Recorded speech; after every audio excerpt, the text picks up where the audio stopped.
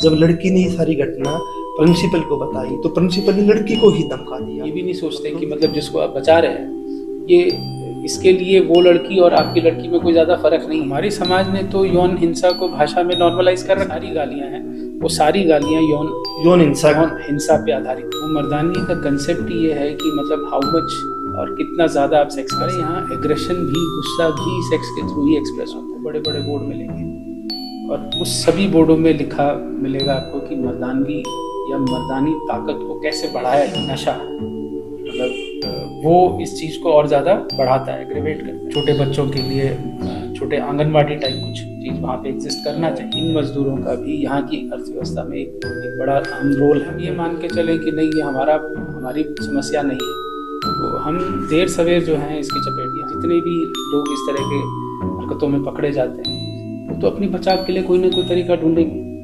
लेकिन वो लोग तो साथ में आए ना, जाति के नाम नहीं पे आना चाहिए। दोस्तों, जनमंच पे एक बार फिर से आपका स्वागत है और आज हमारे विशेष मेहमान डॉक्टर अनिल पानीकर हैं जो साइकाट्रिस्ट भी है और इस बारे में हम बात करना चाहते हैं कि जो घटनाएं होती खासकर छेड़खानी से लेकर बलात्कार तक की, और उसमें जो उम्र का जो वो है कि 1 साल की बच्ची से लेकर 80-90 साल की महिलाओं तक भी रेप की घटनाएं अक्सर हमारे सामने आती है।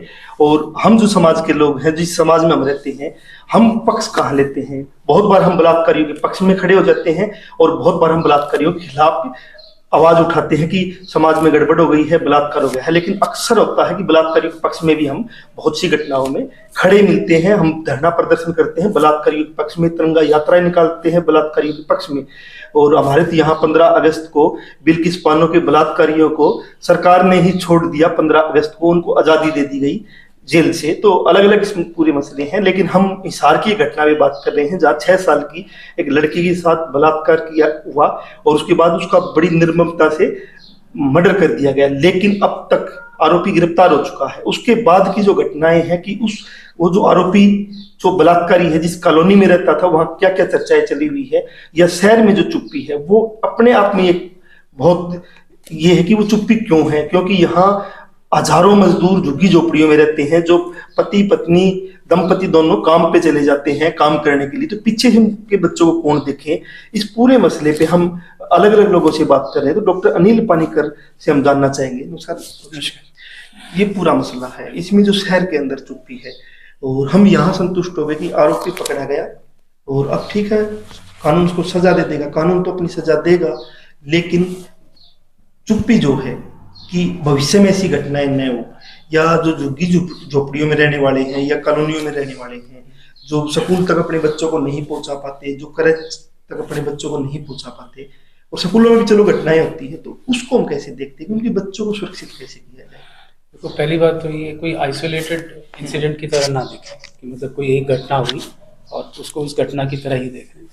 इसका एक पूरा सामाजिक परिप्रेक्ष्य है, और सामाजिक परिप्रेक्ष्य किस तरह से है कि जो सबसे लोअर स्ट्रेटा है, जो वर्किंग क्लास है, इनको आप सामाजिक सुरक्षा कहाँ तक प्रदान कर रहे हैं? हमारे इसी देश में एक ऐसा स्टेट भी है जहाँ पे पूरा एक इंफ्रास्ट्रक्चर जो है, जो बाहर से अन्य राज्यों से लोग मजदूरी के लिए आते हैं तो उनके लिए अरेंजमेंट किया गया है। जैसे केरल में है, केरल में जो प्रवासी मजदूर होते हैं उन प्रवासी मजदूरों के लिए क्रैच की सुविधा है, बच्चों को रखने के लिए, उनको पढ़ाने के लिए, उनके खाने की, उनके पढ़ाई वगैरह की सारा जो इंतज़ाम है वो राज्य सरकार देखती है, जबकि राज्य सरकार को उनसे वोट या इस तरह का कोई लाभ नहीं है, लेकिन ये राज्य की जिम्मेदारियों का एक हिस्सा है। अब हरियाणा है तो हरियाणा में भी यहाँ पे प्रवासी मजदूर आएंगे, नौकरी की तलाश में, रोजगार की तलाश में होंगे, तो आप उनके लिए क्या ये कुछ सुविधाएं उपलब्ध करा सकते हैं, और इसमें खर्चा बहुत ज़्यादा नहीं है। अगर आप हिसार की बात करेंगे तो कोविड के दौरान, लॉकडाउन के दौरान भी 10-12 लोगों ने मिलकर काफ़ी लोगों के जो दवाइयों का खर्चा और मदद भी की है। तो ये भी बड़ी आसानी से किया जा सकता है, सिर्फ बात करने की ज़रूरत है, एक आइडिया के तौर पे इसको रखने की ज़रूरत है कि जहाँ पे भी मजदूर वर्ग रहता है क्या वहाँ क्रैच की सुविधा उपलब्ध है। छोटे बच्चों के लिए छोटे आंगनवाड़ी टाइप कुछ चीज़ वहाँ पे एग्जिस्ट करना चाहिए, चाहे वो मतलब इस राज्य के नागरिक ना होते हुए भी प्रवासी मजदूर हैं तो उनके प्रवासी मजदूर एक्ट है, उसके अंदर भी ये सब कुछ है कि बाहर से जो मजदूर आएगा उसका रहने का जगह उपलब्ध आप करवाओगे, आंगनवाड़ी टाइप में कुछ उपलब्ध करवाओगे, उसमें है लेकिन उसको लागू नहीं किया जा रहा है। वो उसको ठीक से लागू करना चाहिए अगर आप एक लॉन्ग टर्म पर्सपेक्टिव के हिसाब से देखते हैं। दूसरा इम्पॉर्टेंट चीज़ ये है कि लोगों को, अब ये सिर्फ इस बच्चे की बात नहीं है, अगर हम ये सोचेंगे कि सबसे गरीब वर्ग के बच्चों के साथ ही ये होगा, ऐसा नहीं है।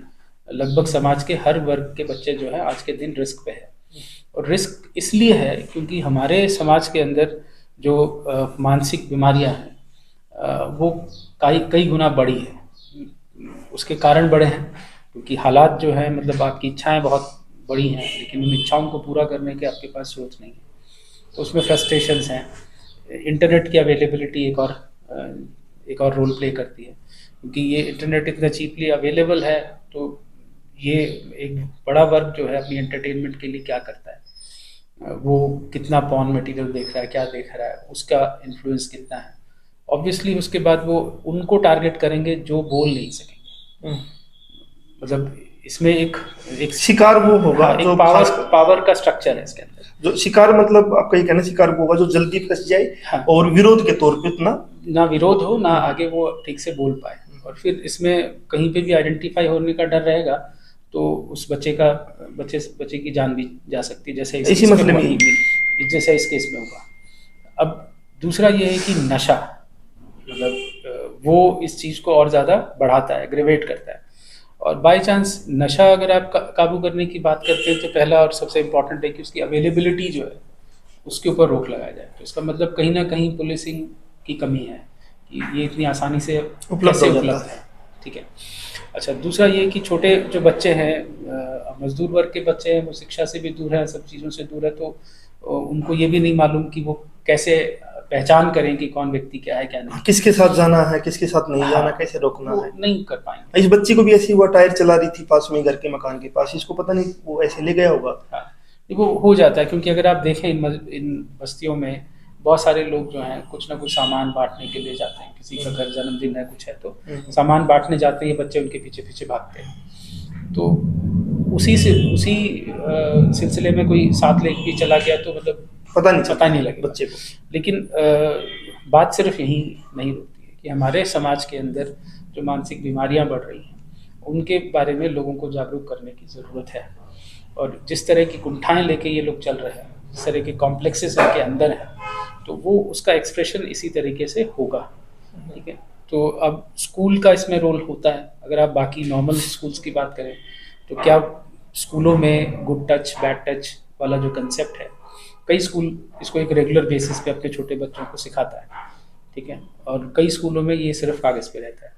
तो ये एक तरह से कंपलसरी होना भी चाहिए। और इन बच्चों को जो कि ज़्यादा वल्नरेबल है, क्योंकि पेरेंट्स नहीं है, पेरेंट्स काम पे गए, बाहर रह गए, तो इन बच्चों को इसके लिए तैयार करने की जिम्मेदारी या तो कोई सामाजिक संगठन ले। ठीक है। और सबसे बड़ी जिम्मेदारी तो सरकार की है। सरकार अगर जिम्मेदारी लेती है तो इसको ज़्यादा अच्छा निभा सकती है, बट सामाजिक संगठन भी अगर आगे आए और इन बच्चों को इकट्ठा करना, इनको समझाना, इनको बताना कि मतलब किस तरह के लोगों से इनको दूर रहना है, तो ये काफ़ी हद तक इसको काबू किया जा सकता है। और दूसरा इम्पॉर्टेंट चीज़ ये है कि जो पुलिसिंग है, पुलिसिंग आपको मतलब ये ड्रग्स और इसकी अवेलेबिलिटी के ऊपर भी करना पड़ेगा। और ये पुलिस की रिस्पॉन्सिबिलिटी का भी हिस्सा है कि उन बस्तियों में जहाँ पे आपको मालूम है कि रेगुलर वो रेगुलर जो गश्त वगैरह है वो करते वो होगा तो भी ये कंपेरेटिवली कम हो सकता है। तो ये तरीके आपको आजमाना पड़ेगा।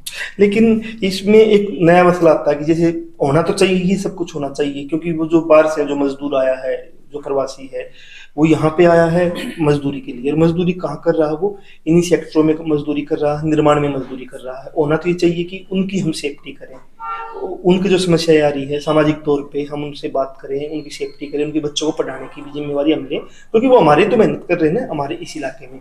लेकिन हो दूसरा रहा है कि जब भी कोई घटना होती है, जैसे मैंने देखा था सेक्टर 16-17 में जब झुग्गियां जलाई गई तो उनको उठाने के लिए झुग्गियां जलाई गई थी। उसके बाद जो सेक्टर के जो लोग आए, कुछ मदद करने वाले भी बहुत ज्यादा लोग थे, लेकिन कुछ लोग ऐसे भी थे वो कह रहे थे हमें इनमें से बदबू आती है, ये क्रिमिनल लोग हैं, जबकि वो मेहनत करने वाले लोग हैं, ये क्रिमिनल लोग, ये यहाँ नहीं रहने चाहिए।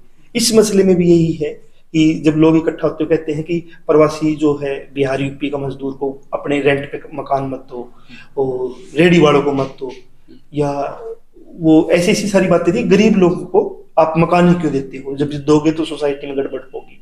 तो इसके बारे में हो उल्टा रहा है, तो इस पे क्या आपका कहना है? देखिए, मैंने आपको बहुत साफ तौर पे कहा कि ना इस सब के पीछे ना जो जो लार्जर पॉलिटिकल सोशल जो सिस्टम है उसको समझे बिना और उसके बारे में जाने बिना आप इसका सोल्यूशन नहीं कर सकते। तो लार्जली क्या हो रहा है कि हमारी समाज में ना नफ़रत काफ़ी है, और नफ़रत जो है वो हर तरह से है, धर्म के नाम पे है, जात के नाम पे है, और इवन क्षेत्र के नाम पे भी है। तो ये जितना ज़्यादा होगा तो आप कोई भी मसला हो जिसका सोल्यूशन जो है वो राज्य सरकार या सरकार की तरफ से होना चाहिए, 2 मिनट में लोग उसमें बट के खड़े हो जाएंगे, क्योंकि आसान है, आसानी, क्योंकि ओवरऑल माहौल है, ये एग्जिस्ट करता है। तो इस तरह के मसलों में भी मतलब आप अगर सोल्यूशन ढूंढ रहे हैं तो वो solution larger social political system से ही आएगा, ठीक है। और उसमें लोगों की ये समझ होनी चाहिए कि हम अगर जाके सिर्फ इन बच्चों की मदद करके आ जाएं और आपको सोल्यूशन मिल जाए, नहीं होगा। क्योंकि ये जो एक समझ है ना कि इन मजदूरों का भी यहाँ की अर्थव्यवस्था में एक बड़ा अहम रोल है, ठीक है। अगर आज ये मजदूर ना रहें तो यहाँ के जो जितना निर्माण कार्य है वो तो बिल्कुल ठप हो जाएगा, ठीक है। और भी बहुत सारे निर्माण कार्य के साथ साथ जो ये क्रय विक्रय करते हैं, यहाँ की दुकानें ठप हो जाएगी, यहाँ का इकोनॉमी है, पूरी इकोनॉमी है ये। तो इसलिए इनको अंडर एस्टिमेट नहीं करना चाहिए, और लोगों में जो नफरत फैल रहा है इसके बारे में भी बात करना ज़रूरी है। और कहीं ना कहीं जो हमारे जो सामाजिक संगठन है ना, वो इससे बच रहे हैं, और इसलिए भी बच रहे होंगे क्योंकि इसके राजनीतिक फायदे नहीं। हाँ, तो वो भी एक कारण हो सकता है।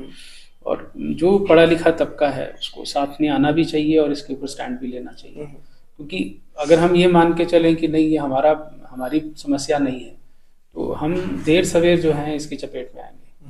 डॉक्टर साहब, एक और मेरा सवाल है कि इन लोगों को, क्योंकि 6 साल की एक लड़की को के साथ जो उसने किया, लेके गया, तो इन लोगों को पहचाना कैसे जाए कि क्या, कैसे, मतलब कौन सी बीमारी इनके अंदर है कि 6 साल की लड़की या 1 साल की लड़की के साथ भी लोग कर देते हैं बलात्कार की घटनाएं। सबसे बड़ी दिक्कत यह है कि इनमें और बाकी लोगों में आप सीधे तौर पे फर्क नहीं कर पाएंगे, ठीक है। ये बिल्कुल वैसे ही होंगे जैसे हम और आप हैं, लेकिन इनके परिवार के लोगों को अंदाज़ा होगा कि ये क्या है, ठीक है। और परिवार में जो इनके करीबी हैं उनको ये भी दिखाई देगा कि इनके जो संबंध है बाकी परिवार के लोगों के साथ वो किस तरह का है।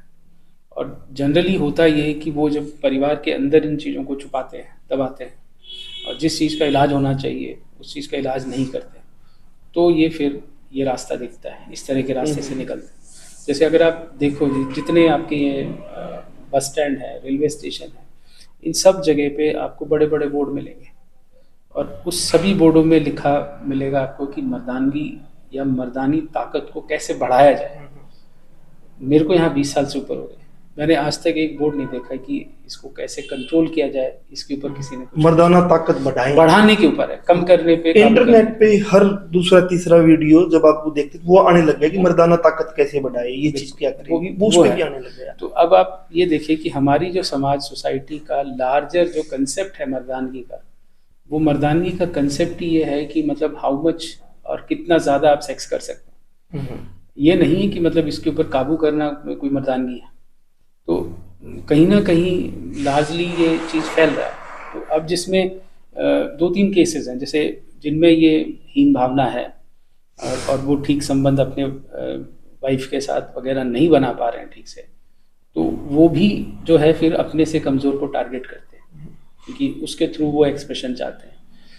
फिर हमारे यहाँ केसेस वो भी आए हैं जहाँ पे तंत्र मंत्र के चक्कर में भी छोटी बच्चियों को टारगेट किया गया है, क्योंकि उनको बताया गया है कि जो उनकी सेक्सुअल डिजीजेस हैं उसका इलाज जो है तभी संभव हो पाएगा अगर वो किसी इस तरह की छोटी बच्ची के साथ कर ले। तो ये हमारे समाज के अंदर जो सुपरस्टिशन है, जो अंधविश्वास फैला उसका नतीजा भी है। तो अब कारण आप देखिए, एक जो उसकी खुद की सेक्सुअल इनएडिक्वेसीज थी, कमियां थी, उसको पूरा करने के लिए भी टारगेट किसको कर रहा है? सबसे कमज़ोर बच्चे को। और दूसरा, अपने अंधविश्वास के चक्कर में भी आप उसी को टारगेट कर रहे हैं। ठीक है, तो ये सब एक परिवार के उसके अंदर सबको मालूम होता है क्या हो रहा है, तो आप उसका सही समय पे इलाज नहीं करवाया। आपने ये नहीं देखा कि मतलब ये जो कमज़ोरियाँ हैं, सो कॉल्ड इसमें दिक्कतें आ रही हैं, कुंठाएँ आ रही हैं, इसको आप कहीं दिखाएं, इसका सही इलाज कराएं, वो आपने नहीं किया। तीसरा एक फैक्टर और भी रहता है। तीसरा जो फैक्टर रहता है वो ये है कि ना, जो अपनी एक पहचान है ना, अपना जो एग्रेशन है, हमारे यहाँ एग्रेशन भी, गुस्सा भी सेक्स के थ्रू ही एक्सप्रेस होता है। ठीक है, अब वो आप कहाँ एक्सप्रेस करेंगे? वो कमजोर पे ही करेंगे। ठीक है, तो वो मतलब इवन जो सेक्सुअल रिलेशनशिप है उसमें एक आदमी जितना एग्रेसिव है वो उतना ही बड़ा मर्द माना गया। तो हमारे मतलब ये सारी दिक्कतें एक व्यक्ति की बात नहीं है, ये सामाजिक स्तर पे ये सब कुछ एग्जिस्ट करता है। तो जब तक हम इन प्रॉब्लम्स को एड्रेस नहीं करेंगे ये इशू ऐसे ही रहेगा। ठीक है, और इस चीज़ के ऊपर कहीं ना कहीं रोक लगनी चाहिए कि ये जो मर्दानगी ताकत और ये सब जो बढ़ाने का जो एडवर्टाइजमेंट करते हैं और ये जो प्रचार प्रसार करते हैं उसके ऊपर कहीं ना कहीं रोक लगाने की ज़रूरत है। ठीक है, मैं कई साल तक एक मैगज़ीन के लिए सवाल जवाब, जो उनके सवाल होते थे लोगों के, उस मैगज़ीन में जो लोग पूछते थे उसका जवाब देता। तो 2 साल से ऊपर मैंने उस मैगज़ीन के लिए जवाब दिए और उसमें लगभग 90% सवाल जो लोग पूछते थे वो यही होता था कि हम अपनी मर्दानगी या मर्द वाली ताकत को बढ़ाएं कैसे। किसी ने मेरे से नहीं पूछा है कि मैं इससे परेशान हूँ, मैं इसको कम करना चाहता हूँ। ठीक है, तो आप देखिए कि लार्जर जो सोसाइटी किस चीज़ को एक्सेप्टेंस दे रही है। तो जब आपने ये एक्सेप्टेंस दे दिया तो ये होगा ही। दूसरा एक बहुत सटल चीज़ है, बहुत जो अंडरलाइन चलता है, वो है कि जो भाषा का हम इस्तेमाल करते हैं उस भाषा के अंदर यौन हिंसा भरी पड़ी है। जो गालियाँ हमारी, जो गालियाँ, सारी गालियाँ हैं, वो सारी गालियाँ यौन हिंसा पे आधारित है। तो लैंग्वेज की खासियत ये होती है कि आप जो भाषा का प्रयोग कर रहे हैं तो वो बिना उसको विजुअलाइज किए नहीं होता है। वो विजुअलाइजेशन होगा, आएगा। तो हमारे समाज ने तो यौन हिंसा को भाषा में नॉर्मलाइज कर रखा है, आप क्यों नहीं उसको रोकते? तो इसलिए मतलब अगर आप इसकी सोल्यूशन की बात कर रहे हैं ना, तो ये कभी भी ऐसा नहीं होगा कि एक शॉर्ट टर्म सोल्यूशन हो जाए, इसका लॉन्ग टर्म सोल्यूशन रहेगा। शिक्षण संस्थाओं में इसके ऊपर बात करनी ज़रूरी होगी। और हमारी प्रॉब्लम ये है कि हम इतने ज़्यादा हिपोक्रेटिकल हैं इस मामले में कि इस मुद्दे पे बात नहीं करेंगे क्योंकि हमारे संस्कारों के खिलाफ है। लेकिन जो हो रहा है आपके समाज में वो कौन से संस्कार हैं? तो आप इसके ऊपर बात करें, इसके ऊपर मतलब स्कूल में, कॉलेजेस में इस मुद्दे के ऊपर बात हो और ये बताया जाए कि इस तरह की जो फीलिंग्स का आना है ये कोई अच्छी बात नहीं है और इसको आपको रेगुलेट करने की ज़रूरत है।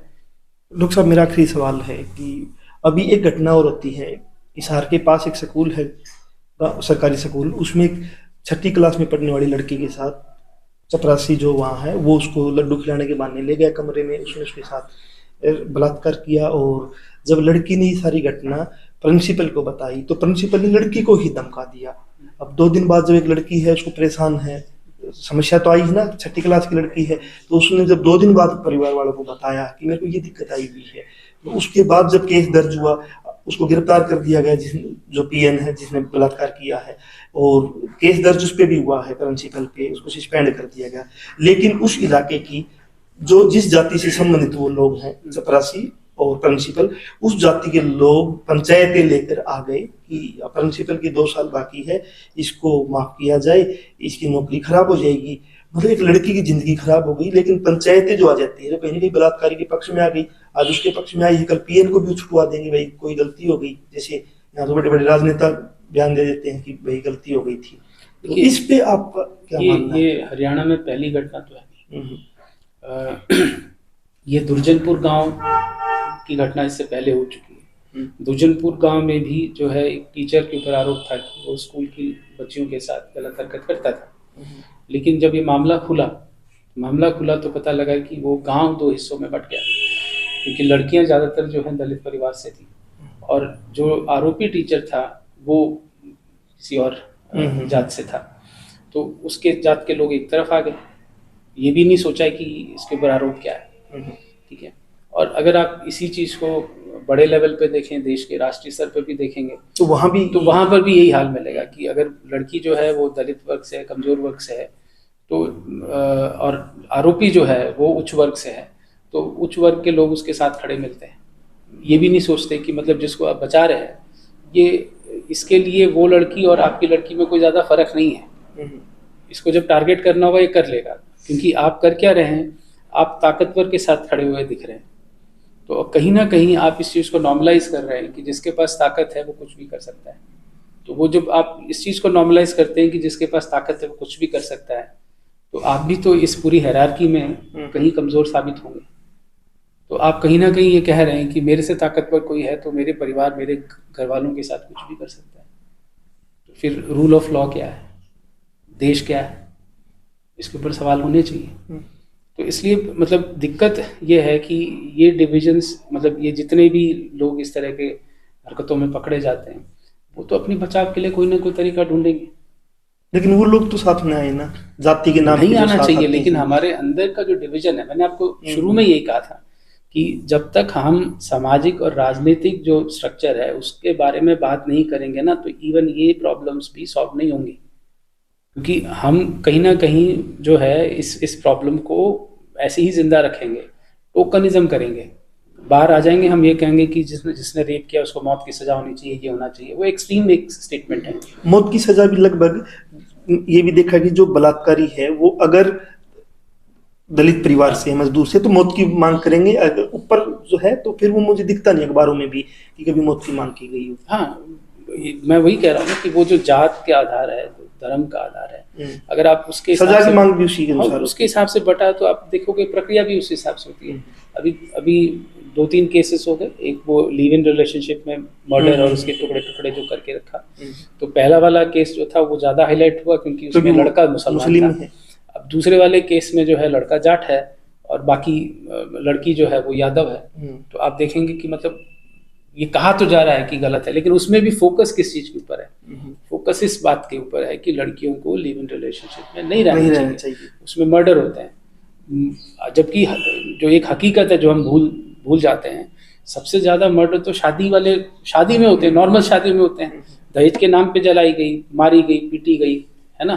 तो क्या शादी करना बंद कर दें? मतलब जो मुख्य समस्या पे बात करने की बजाय वो अपने अनुसार उस पे बात कर रहे हैं, उसको मोल्ड कर लेते हैं जो उनकी अपनी जरूरत है। जैसे पहले वाले मामले में उन्होंने मुस्लिम के खिलाफ प्रचार करना था तो लव जिहाद पे किया गया कि लड़कियों को दूसरे धर्म में नहीं जाना चाहिए, और इस मसले में लिव इन को टारगेट कर लिया, तो वो अपने अनुसार टारगेट करते हैं। तो डॉक्टर अनिल पानीकर हमारे साथ थे, इस मुद्दे पर विस्तार से बातचीत हुई है। ये एक बहुत बड़ी समस्या है समाज की, और जो लोग आज बलात्कारी के पक्ष में खड़े होते हैं, कहीं ना कहीं टारगेट उनके परिवार भी बहुत बार हो जाते हैं। तब फिर वो कहते हैं कि हमें इंसाफ नहीं मिलता है।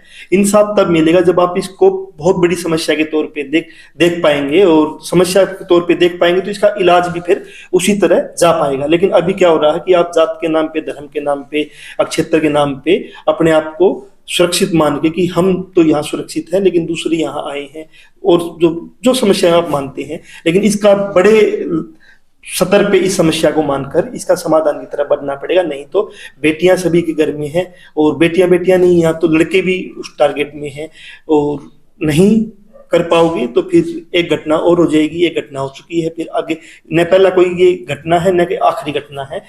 आपके हाथ में है कि इन मर्दाना ताकत को बढ़ाना है या मर्दाना ताकत को कमजोर करना। मर्दाना ताकत होती क्या, इसको भी समझना पड़ेगा। तो जनमंच के साथ आप बने हुए थे। डॉक्टर साहब, आपका धन्यवाद।